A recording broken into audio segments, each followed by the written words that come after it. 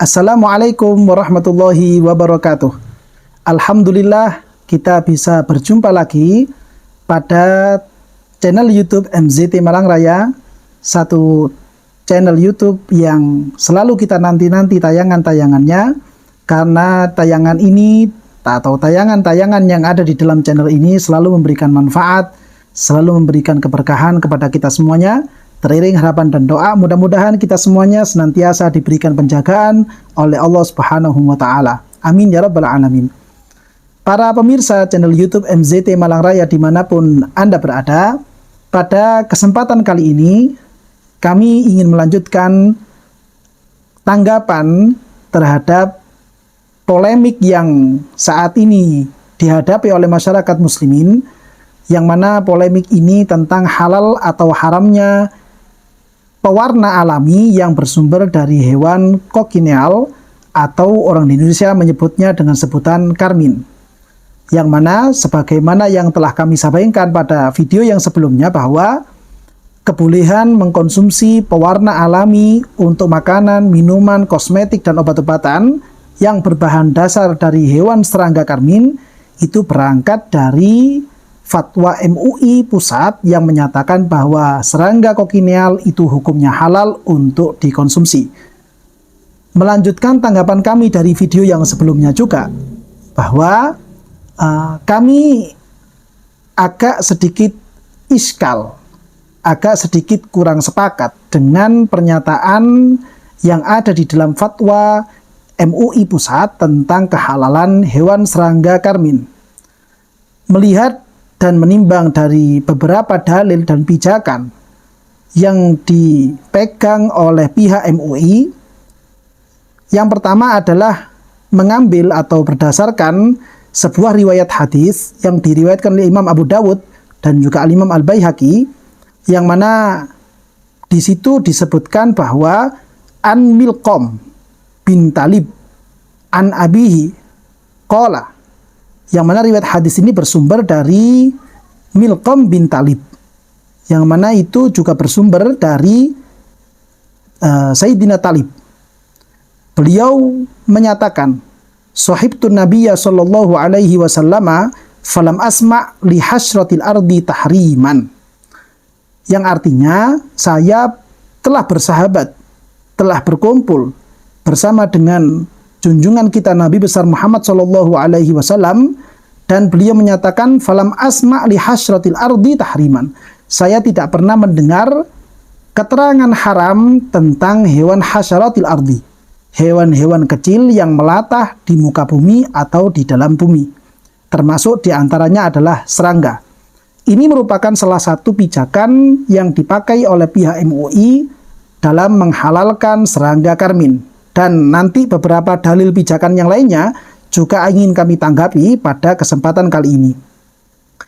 Berkaitan dengan hadis yang diriwayatkan Imam Abu Dawud dan juga Imam Baihaqi, yang tadi bersumber dari Sayyidina Talib, bahwasannya beliau atau ayah beliau maksud kami menyatakan bahwa pernah berkumpul dengan Rasulullah SAW dan beliau tidak pernah mendengarkan keterangan haram tentang hewan-hewan serangga.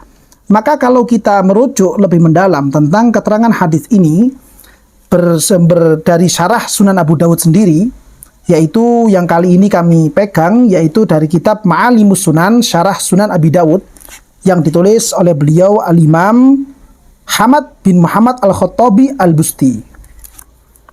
Beliau Al-Imam Al-Khattabi Al-Busti dalam menanggapi riwayat hadis dari bapak dari Sayyidina Talib, yang mana beliau menyatakan bahwa qala Syekh al-hasyaratu sigharu dawabil ardi kal yarabi wad dubbab wal qanafid wa nahwiha. Hewan hasyarah, yang dimaksud dengan hasyarah adalah hewan-hewan melata di bumi yang kecil-kecil, seperti yarobe. Yarobe itu adalah sebutan untuk tikus gurun, wad dubbab, dan juga seperti hewan bob, wal qanafid, dan juga seperti hewan landak, ya, wa nahwiha, dan hewan-hewan lain yang seperti hewan-hewan tersebut. Lalu kemudian beliau menanggapi begini, walaisa fi qawlihi lam asma laha tahriman, yang mana dalam riwayat hadis tadi menyatakan saya tidak pernah mendengar keterangan haram terhadap hewan-hewan hasyarat, hewan kecil yang melata di bumi, laisa fi dalilun ala annaha mubahatun li jawazi an yakuna ghairuhu qad sami'ahu. Dalam riwayat hadis ini tidak kemudian bisa disimpulkan bahwa memang hewan hasyarat atau serangga dihukumi halal hanya gara-gara adanya riwayat yang seperti ini. Karena ada kemungkinan sahabat-sahabat yang lain pernah mendengarkan keterangan dari Rasulullah SAW tentang larangan memakan hewan hasyarah. Dan ini menjadi tanggapan utama dari salah satu ulama kalangan Ahlussunnah wal Jamaah yang menyatakan bahwa hadis ini belum tentu bisa menjadi dalil tentang kebolehan memakan hasyarat, termasuk diantaranya adalah hewan karmin atau kokinial. Ini yang pertama perlu kami sampaikan menanggapi dalil atau pijakan yang dipakai oleh pihak MUI Pusat.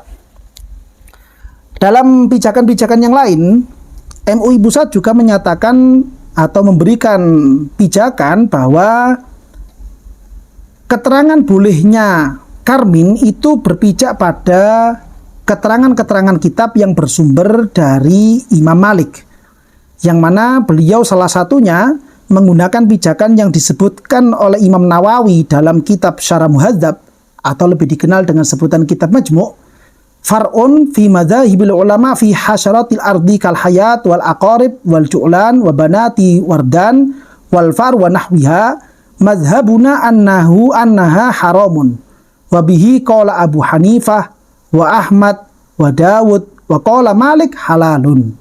Yang kemudian ditulis artinya oleh pihak MUI dalam buku kumpulan fatwanya, pendapat ulama madhab tentang binatang kecil bumi seperti ular, kalajengking, kecoa, tikus, dan sejenisnya, madhab Syafi'i mengharamkannya. Demikian pula Imam Abu Hanifah dan Imam Ahmad. Artinya tiga madhab ini mengharamkan hewan-hewan yang seperti demikian. Sedangkan Imam Malik berpendapat halal.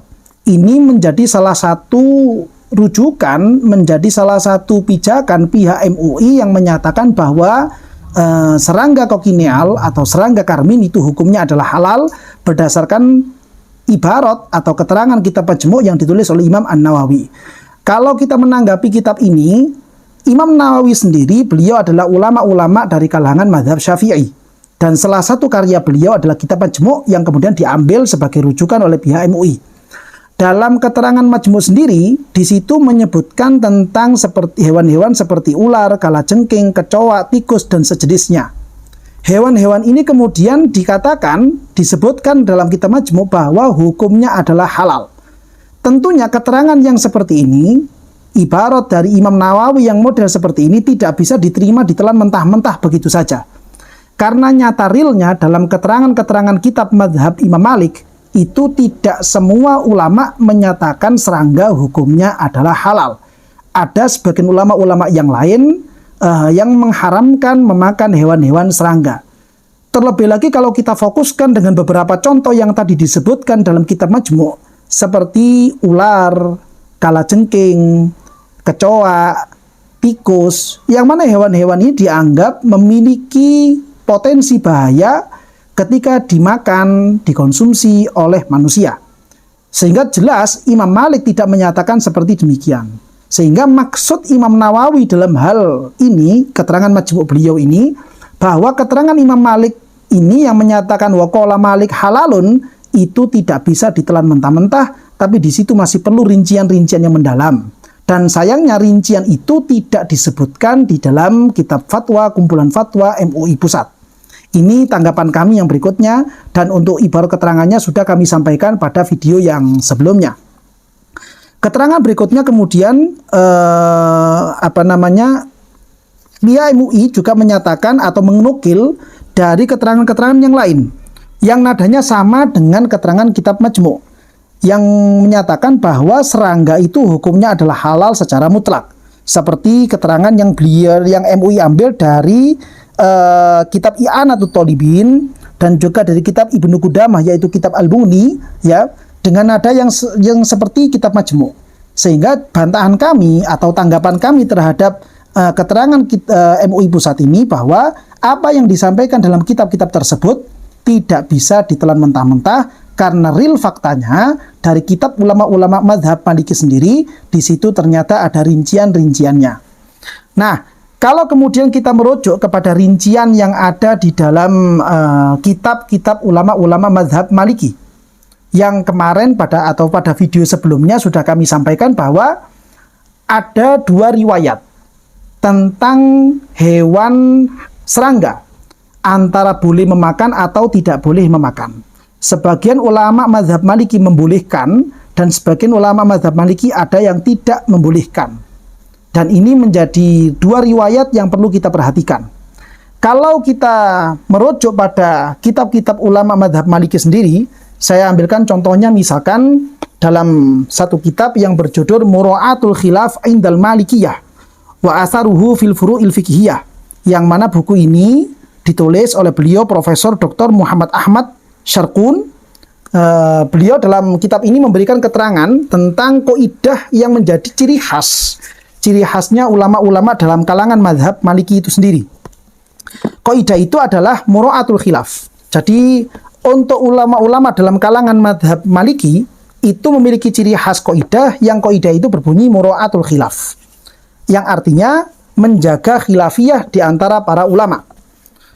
Dalam masalah ini tentang Mura'atul Khilaf yang diterangkan dalam kitab ulama-ulama mazhab Maliki sendiri, itu walaupun Imam Malik menyatakan bahwa suatu hal ini boleh atau suatu hal ini tidak boleh misalkan, lalu kemudian dalam mazhab yang lain ada pendapat-pendapat yang berbalik dengan rumusan dari Imam Malik itu sendiri, maka Imam Malik itu ternyata tidak langsung kemudian mengamalkan atau mengfatwakan apa yang menjadi hasil ijtihadnya beliau.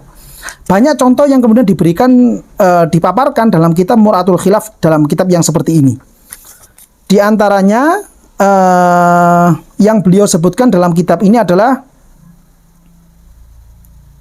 Kanal Imamu Malik yad'u bidu'a'il istiftah ba'da takbiratul ihram wa qabla qiraatil Fatihah, tentang kesunahan doa iftitah. Kita sebagai masyarakat Indonesia telah mengenal bahwa doa iftitah dalam sholat, yang doa iftitah ini biasa dibaca setelah takbiratul ihram dan sebelum membaca suratul Fatihah, ini hukumnya adalah sunnah. Namun menurut Imam Malik, beliau tidak menyatakan ini hukumnya adalah sunnah. Bahkan beliau memakruhkan pembacaan doa iftitah. Tidak melarang, beliau itu melarang tentang pembacaan doa iftitah setelah takbiratul ihram dan juga sebelum suratul Fatihah. Namun beliau Kanal Imam Malik yad'u bidu'a'il istiftah ba'da takbiratul ihram wa qabla qiraatil Fatihah. Imam Malik justru pernah dalam perilakunya beliau sendiri, setelah beliau itu mengajarkan bahwa doa iftitah tidak disunahkan, tapi Imam Malik ketika beliau melaksanakan sholat, beliau tetap membaca doa iftitah. Ma'annahu kana yufti bikarahatihi fi sholah. Beliau padahal berfatwa bahwa doa iftitah ini makruh hukumnya dibaca dalam keadaan sholat. Alasannya li'adami subutihi wa mukhalafatihi li'amali ahlil Madinah. Karena beliau berpendapat dalam pandangannya Imam Malik, hadis yang menerangkan tentang doa iftitah itu tidak ada. Atau seandainya ada pun mungkin ada masalah dalam sanad-sanadnya, sehingga tidak bisa diterima oleh mazhab Imam Malik itu sendiri. Plus ditambah juga bahwa menurut beliau, penduduk kota Madinah di saat itu, di masa itu, tidak mengamalkan doa iftitah.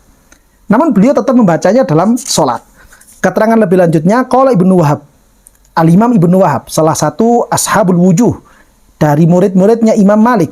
Beliau mengatakan, sholaitu ma'a Malikin fi baitihi. Saya pernah melaksanakan sholat berjamaah dengan Imam Malik di rumah beliau. Fara'aituhu yarfa'u yadaihi fi awwali rak'atin. Wa kana idza raka'a wa idza rafa'a ra'sahu minar ruku' rafa'a yadayhi hadzwa mankibaihi. Beliau menyatakan bahwa Imam Malik itu setelah melakukan takbiratul ihram, beliau kemudian mengangkat tangan dengan membaca doa iftitah. Lalu nanti di kesempatan yang lain, kadang beliau itu setelah ruku', artinya dalam keadaan i'tidal, beliau juga mengangkat tangan dan membaca doa iftitah. Ya.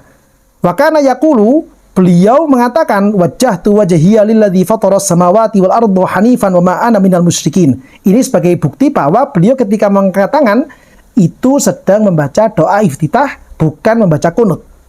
Falamma su'ila an dzalik, ketika beliau ditanya tentang perbuatan beliau ini membaca doa iftitah maksudnya, padahal beliau berfatwa bahwa doa iftitah itu hukumnya adalah makruh. Qala, beliau mengatakan akrahu an ahmilal jahila ala dzalika fayaqulu innahu min fardhis shalah. Saya tidak mau menfatwakan kesunahan doa iftitah ini karena saya khawatir orang-orang yang tidak mengerti ilmu akan menganggap doa iftitah termasuk dari rukun-rukun salat. Kelanjutan keterangannya, wa hadza dalilun wadihun ala annal imama Malikan i'tabara qaula man zahaba ila sunniyati du'ail istiftah wa ra'ahu khurujan minal khilaf. Bukti bahwa Imam Malik masih menganggap pendapat dari madhab yang lain yang menyatakan bahwa doa iftitah itu hukumnya adalah sunnah, dan beliau menggunakan kaidah mura'atul khilaf, menjaga khilafiyah yang terjadi di antara lintas madhab, ya, sebagai bentuk penghormatan kepada madhab yang lain, dan itu sebagai bentuk beliau tetap melaksanakan apa yang menjadi riwayat-riwayat yang ada, walaupun menurut beliau itu tidak bisa dipakai. Berikutnya juga al-masyhur fi madhabil Malik, pendapat yang dipegang, yang kuat di dalam madhab Imam Malik, annal fadza wal imama, bahwa orang yang sholat sendirian atau orang yang sholat dalam keadaan berjamaah, la yusallimu kullu wahidin minhuma illa taslimatan wahidatan anil yamini, bahwa dalam madhab Imam Malik ketika selesai dari sholat itu yang sunnah hanya melakukan salam satu kali saja, yaitu dengan menoleh ke sebelah kanan tanpa ada melakukan salam menoleh ke sebelah kiri. Ini yang masyhur dalam madhab Imam Malik. Tapi kemudian beliau melakukan pernah dalam banyak hal, ya, beliau sholat dengan melakukan dua salam. Wa hadza huwal masyhuru fil madhab illa annal imama Malikan rahimahullah kana yusallimu bitaslimatain anil yamini wal yasar fi khassati nafsihi. Imam Malik secara pribadi, beliau ketika melaksanakan sholat, beliau ternyata tetap melakukan salam itu dua kali ketika beliau selesai sholat. Ketika beliau selesai melaksanakan sholat, beliau melaksanakan salamnya itu dua kali ke kanan dan ke kiri. Walaupun pendapat yang kuat di dalam madhab Imam Malik menyatakan bahwa sunnah salam itu hanya satu kali, bukan dua kali. Tapi Imam Malik melaksanakan salamnya malah dua kali. Qala Mutrif, Imam Mutrif, salah satu ashabul wujuh juga di dalam madhab Imam Malik, mengatakan, wa bihadza kana ya'khudhu Malik fi khassati nafsihi. Ini perilaku pribadi yang dilakukan oleh Imam Malik. Wa hadza yadullu ala mura'atil Imam Malik liman qala innal musalliya la yakhruju minas sholati illa bitaslimatain. Sebagai ini, perbuatan Imam Malik ini sebagai bentuk beliau tetap memperhatikan pendapat dari ulama-ulama lain yang menyatakan bahwa sholat itu tidak bisa selesai kecuali dengan dua salam, sebagaimana yang ada di dalam madhab Imam Syafi'i, dan madhab Imam Syafi'i ini banyak diikuti oleh masyarakat yang ada di negara Indonesia.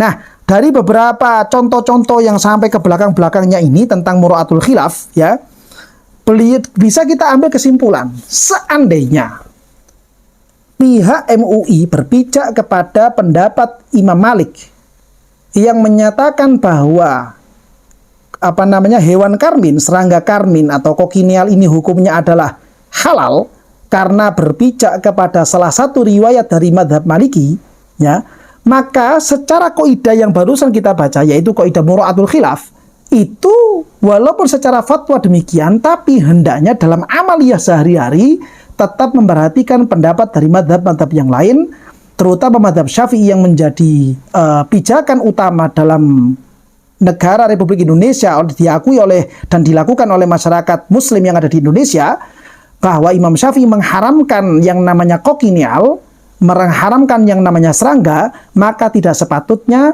fatwa itu kemudian dimunculkan begitu saja, tanpa ada ikatan-ikatan, tanpa ada rincian-rincian yang harus diperhatikan bahwa Imam Syafi'i mengharamkan hewan-hewan serangga, termasuk diantaranya adalah karmin dan kokinial.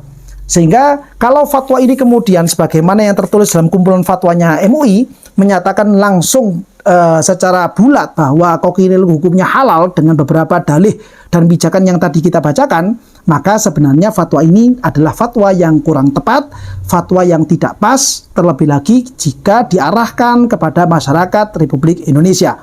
Karena ternyata menurut versi Madzhab Maliki sendiri, beliau masih mempertahankan yang namanya mura'atul khilaf, sehingga hendaknya dalam perilaku sehari-hari tidak kemudian mengambil sisi yang membolehkan saja. Toh juga dalam versi ulama Malikiyah yang lain ada ulama-ulama yang tidak membolehkan. Ini penting untuk kita pahami, ini penting untuk kita kita perhatikan supaya kita tidak gegabah dalam mengamalkan, terutama mengamalkan kaul-kaul, pendapat-pendapat menurut versi madhab yang lain. Lebih lanjut daripada itu, saya agak terheran-heran dengan yang menjadi menjadi keputusan yang ada di dalam kumpulan fatwa MUI ini, yang mengatakan bahwa keterangan LP POM MUI dalam rapat Komisi Fatwa tanggal 4 Mei 2011 yang menyatakan bahwa serangga kokinial yang dijadikan bahan pembuatan pewarna makanan dan minuman tidak mengandung bahaya. Pada bagian tertentu, serangga kokinial sejenis dengan belalang. Serangga kokinial juga termasuk kategori serangga yang darahnya tidak mengalir. Kalau di awal mengatakan bahwa serangga kokinial ini tidak membahayakan, ya tidak mengandung bahaya, dan itu terbukti sampai detik ini tidak memberikan dampak negatif kepada masyarakat Indonesia, kami sepakat dalam hal ini. Namun kalau kemudian terjadi kias, atau pihak MUI mengkiaskan serangga kokinial, serangga karmin dikiaskan kepada belalang, maka dalam hal ini perlu diskusi yang lebih mendalam, terutama dari kalangan ulama-ulama yang ada di dalam mazhab Imam Syafi'i. Kenapa kami sorotkan, kami fokuskan kepada ulama-ulama dalam kalangan mazhab Syafi'i? Kami kembalikan lagi bahwa masyarakat Indonesia, mayoritas bahkan hampir semuanya bermadhabkan menggunakan mazhab Imam Syafi'i. Kalau kemudian pihak MUI melakukan kias, maka kita juga perlu bermusyawarah, kita perlu berdiskusi dengan ulama-ulama yang ada di dalam kalangan mazhab Imam Syafi'i tentang kias tersebut. Apakah boleh memang mengkiaskan serangga karmin dengan belalang? Maka di sini perlu kami berikan tanggapan juga, sebagaimana yang diungkapkan dan juga disampaikan oleh para ulama-ulama. Di antaranya kami mengambil rujukan dari kitab Hasyiatul Jamal Arasal Hilmanhaj. Dalam kitab Hasyiat Jamal ini, ketika beliau membahas tentang kesucian hewan belalang, lalu beliau kemudian membahas bagaimana definisi belalang itu sendiri. Ternyata dalam keterangan Hasyiatul Jamal ini, dalam pandangan madhab Imam Syafi'i bahwa belalang itu memiliki kriteria-kriteria yang khusus, yang mana kriteria-kriteria belalang tidak dimiliki oleh hewan karmin. Sebagaimana mungkin para pemirsa juga telah mengetahui bahwa karmin itu hewannya adalah seperti hewan utu berwarna merah dengan kaki yang kecil-kecil, dengan badan yang besar agak bulat dan warnanya adalah merah. Hewan yang model seperti itu sangat berbeda dengan hewan belalang. Dalam keterangan Hasyiatul Jamal, yutlaku ala zakari, yang kata-kata jarot itu dipakai ala zakari wal unsa, baik yang berkelamin pejantan atau berkelamin betina. Wa huwa bariyun bahriyun. Hewan belalang ini ada yang hidup di darat, ada yang hidup di laut. Wa ba'duhu asfar, wa ba'duhu abyad, wa ba'duhu ahmar. Hewan belalang ada yang berwarna kuning, ada juga jenisnya yang berwarna putih, ada juga jenisnya yang berwarna merah. Wa ba'duhu kabirul justah, wa ba'duhu sawiruha. Sebagian belalang itu bentuknya besar, badannya fisiknya besar, dan hewan belalang juga sebagian bentuknya adalah kecil. Beda dengan karmin. Kalau karmin tidak ada yang besar. Bahkan menurut keterangan tim ahli waktu Bahsul Masail, karmin itu paling maksimal besar yang pernah ditemukan adalah setengah sentimeter. Hanya 5 mm saja. Itu paling besar sudah. Dan rata-rata tidak lebih daripada itu. Beda dengan belalang. Hewannya ada yang besar, ada yang kecilan ukurannya. Nah, ini termasuk salah satu ciri khas yang membuat sulit untuk mengkiaskan antara karmin dengan belalang. Terlebih lagi kalau kita merujuk kepada perkataan para ulama tentang kehalalan atau alasan mengapa hewan belalang itu dihalalkan, sebagaimana yang disebutkan di dalam kitab Fathul Bari, Beliau dalam masalah ini Imam Ibnu Hajar Al-Asqalani menyatakan tentang kehalalan hewan belalang, wa naqala an-Nawawi al-ijma'a ala khili aklil jarad. Imam Nawawi menukil tentang ijma' tentang kehalalan hewan belalang. Lakin akan tetapi fassala Ibnul Arabi, Al-Imam Ibnu Arabi memberikan rincian fi syarhi Tirmidzi, di dalam kitab beliau tentang syarah Sunan Tirmidzi, baina jaradil Hijaz wa jaradil Andalus, membedakan antara beliau Imam Ibnu Arabi maksud saya membedakan antara belalang yang hidup di tanah Hijaz dengan belalang yang hidup di tanah Andalus, di daerah selain Hijaz.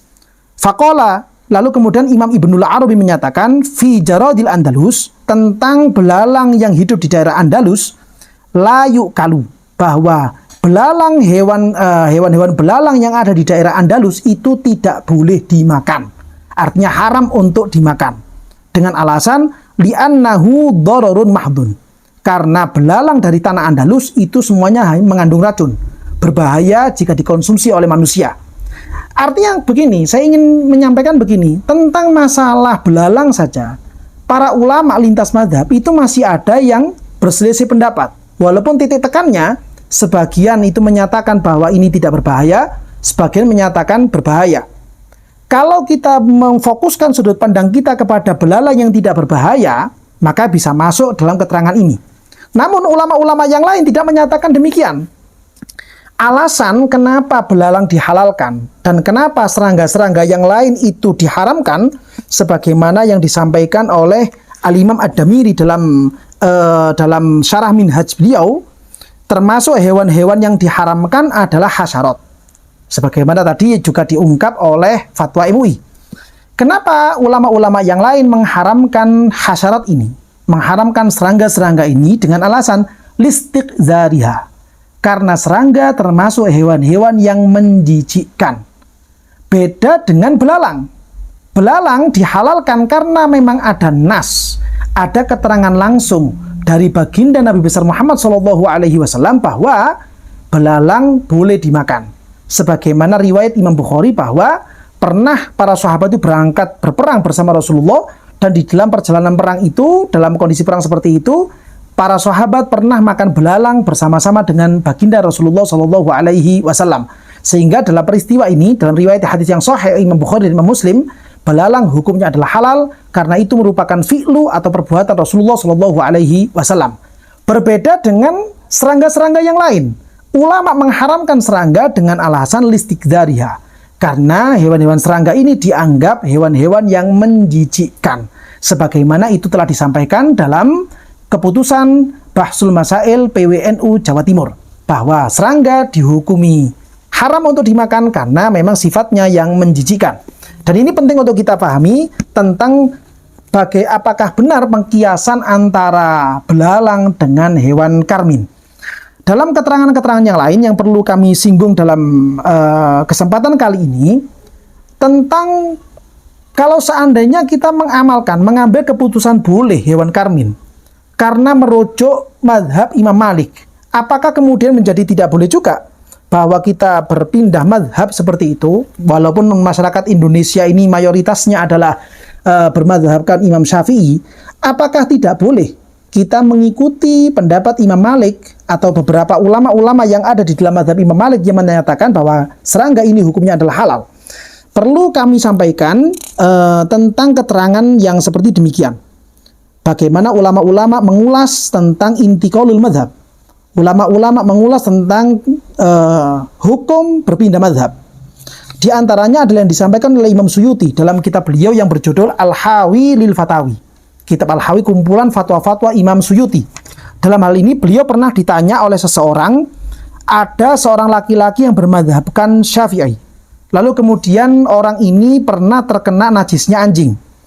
Pertama kali terkena najisnya anjing, beliau sucikan dengan tata cara mazhab Imam Syafi'i.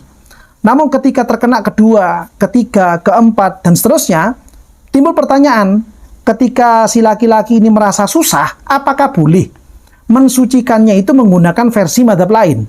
Bukan versi mazhab Syafi'i yang harus 7 kali basuhan dan 1 kali dengan debu. boleh atau tidak menggunakan versi madhab lain, terutama madhab Imam Malik yang menyatakan bahwa anjing secara bagian luarnya itu tidak termasuk najis mughalladhah. Imam Suyuti ketika ditanya seperti demikian, beliau menyatakan al-jawab al-asoh jawazul intikal mutlakon. Boleh hukumnya untuk berpindah madhab menggunakan putusan-putusan dari madhab yang lain selain madhab Syafi'i. Fima amila bihi wa fima lam ya'mal bih. Boleh berpindah menggunakan madhab yang lain, ya, baik dia itu setelah mengamalkan atau sebelum mengamalkan. Kadza sohahahu ar-Rafi'i. Demikianlah yang dianggap sahih oleh Imam ar-Rafi'i. Wa huwa al-manqulu fi su'ali anid Damiri. Dan demikian juga yang telah dinukil oleh Imam Damiri. Lakin bisyarti adami tatabbu'ir rukhos. Dengan catatan, ya, tidak boleh dalam rangka mencari-cari keringanan dalam agama. Nah, ini menjadi garis bawah besar untuk keputusan MUI Pusat tentang tatabbu'ur rukhos. Menurut paparan dari tim ahli yang ada waktu kegiatan Bahsul Masail di Surabaya, sebenarnya untuk negara Indonesia itu punya bahan nabati, punya bahan-bahan dari tanaman yang bisa memunculkan warna merah. Contoh misalkan seperti bunga sepatu. Contoh yang lain seperti misalkan buah naga. Contoh yang lain seperti kulit manggis. Itu pernyataan dari tim ahli sendiri. 3 bahan ini sebenarnya masih bisa digunakan sebagai bahan pewarna merah alami. Namun kemudian karena ada fatwa MUI yang menghalalkan, sehingga perusahaan-perusahaan mengambil serangga karmin sebagai pewarna alaminya. Bukan menggunakan bunga sepatu, bukan menggunakan buah naga, bukan menggunakan kulit manggis. Ini menjadi masalah. Apakah memang tidak bisa menggunakan bunga sepatu dan bahan-bahan yang lain? Apakah memang harus menggunakan hewan karmin? Apakah tidak termasuk ini suatu bentuk tatabbu'ur rukhos, mencari-cari keringanan dalam hal kehalalan dan keharaman? Jika memang ini termasuk bentuk tatabbu'ur rukhos, maka ini termasuk intiqalul madhab yang dilarang oleh agama. Ini termasuk perbuatan pindah madhab, mengambil keputusan madhab lain yang dilarang dan diharamkan oleh syariat kita, syariatnya Allah Subhanahu wa Ta'ala, melalui lisan junjungan kita Nabi besar Muhammad Shallallahu Alaihi Wasallam. Dan kalau kemudian ada yang menyatakan bahwa ini merupakan bentuk sebagai menjaga kemaslahatan, ya, demi menjaga kemaslahatan bersama antara pihak masyarakat dan juga pihak perusahaan dan juga pihak yang mengirim pewarna-pewarna ini, ya, maka kami perlu menyampaikan juga apa yang menjadi nasihat, pendapat para ulama-ulama terdahulu. Di antaranya adalah apa yang disampaikan oleh Imam Asy-Syatibi dalam kitab beliau Al-Muwafaqat. Beliau dalam hal ini menyatakan, warubbama fahima ba'dun nasi anna tarkar rukhasi tasdidun fala yaj'alu bainahuma wasatan wa hadha ghalatun wal wastu huwa mu'dhamu syari'ati wa ummil kitab. Ya, kalau seandainya kita menyatakan bahwa meninggalkan rukhsah ini adalah merupakan bentuk tasdid, bentuk kita itu mengeluarkan hukum yang sangat kuat, sangat sulit untuk diamalkan gitu misalkan, ya, maka ini merupakan bentuk wasatiyah. Misalkan seperti itu, maka wahada ghalat. Ini adalah suatu pemahaman yang salah. Karena dalam masalah hukum kita penting untuk merujuk kepada Al-Quran dan Al-Hadis, atau kepada ijma' atau kepada qiyas, selama qiyas itu memenuhi persyaratan-persyaratannya. Dan masalah kemaslahatan itu sendiri pada dasarnya diambil dari sudut pandang syariat, bukan dari sudut pandang manusia itu sendiri. Sebagaimana juga disampaikan oleh Imam Wahba Az-Zuhairi dalam kitab beliau, ghairu annahu yajibu tanabbuh ila anna miqyasa itibaril maslahati wal mafsadati huwa taqdiru syari' al-hakim. Bahwa untuk menentukan mana maslahat dan mana mafsadat itu bersumber dari syariat kita. Walaisa bihasabi ma yatakhayyaluhun nas bihasabi ahwaihim wa agradihim. Bukan merujuk kepada pemikiran manusia itu sendiri. Karena nanti masing-masing manusia akan punya versi kemaslahatan masing-masing, yang mana menurut kelompok tertentu ini maslahat, namun menurut kelompok yang lain ini bukan maslahat. Karena ada potensi yang seperti ini, maka kita penting merujuk tentang kemaslahatan itu kembali kepada kacamata syariat. Jika memang syariat menyatakan ini adalah maslahat, maka ini juga adalah maslahat. Jika bukan, maka kita tidak boleh mengiyakannya dan kemudian menafikan apa yang menjadi keputusan syariat, terutama dalam masalah bermadhab. Nah, ini penting untuk kita pahami semua, terutama lagi nanti dalam masalah adab-adab berfatwa, bagaimana caranya kita itu berfatwa, harus menjadi orang-orang yang memang mengerti tentang ilmu syariat, mengerti tentang ilmu 4 madhab, dan bagaimana cara kita untuk menakolnya, untuk menukilnya. Dan kalau memang kita tidak termasuk orang-orang yang ahli di dalam berijtihad, maka hukumnya haram melakukan ijtihad, terutama berlandaskan ilmu-ilmu yang tidak berdasarkan dari Al-Quran atau Al-Hadis atau dari perkataan ulama-ulama terdahulu. Kita menentukan pendapat itu sendiri dengan ilmu biologi, dengan ilmu alam atau apa, maka ini merupakan satu pendapat atau satu keputusan ijtihad yang tidak diperbolehkan. Tidak sesuai dengan syarat-syarat sebagai seorang mufti, tidak sesuai dengan syarat-syarat berfatwa, terutama dalam adab-adab berfatwa.